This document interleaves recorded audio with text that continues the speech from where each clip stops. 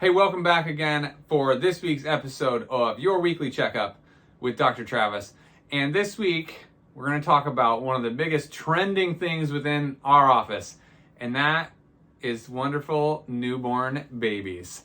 And a goofy thing that we tend to do in the office that you may or may not have seen so far, but we always have to explain it because it looks a little weird when we do it in the office. It's probably not surprising to you or shocking to you that the birth process itself is pretty stressful for mom and for baby.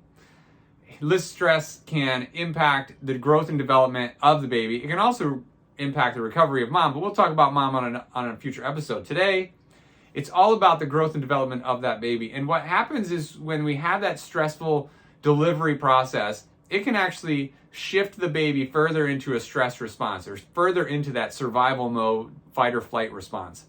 And what that can do is that can affect digestion, it can affect sleep, it can affect tension within the spine. So we might see colic, we might see reflux, we might see constipation, gas, we might see arching of the back, we might see a whole bunch of things that, for the most part, parents don't know what to do with. And so the first step almost all the time is at their checkup with their pediatrician, they ask, what should they do? And this is no fault of the pediatrician, but remember, they are medical doctors, and so most of the time we find their recommendation is for something medically related, some medicine or some kind of thing. Now, that's okay, but many moms that come to seek us think, you know what, hey, it might be too early to start on this medication. What other options do I have? And so that's where we come in. That's where the chiropractic adjustment comes in. That's where the assessment and evaluation of the baby comes in. And one of the goofiest things that we do, goofy to people from the outside looking in, is measure the tension on the spine. Because the way we do that, a lot of times, is we hold the baby upside down for a few seconds. Now, if you've never seen this and you hear me talking about this, you're like, what the heck are you talking about? We're holding the baby upside down. But what we can see is this subluxation pattern, as we call it, or this stress that's hanging out within the nervous system, can actually create so much tension within the spine that it is affecting that immune response, it is affecting digestion, it is affecting sleep, it's affecting constipation, or, poop, bowel movements.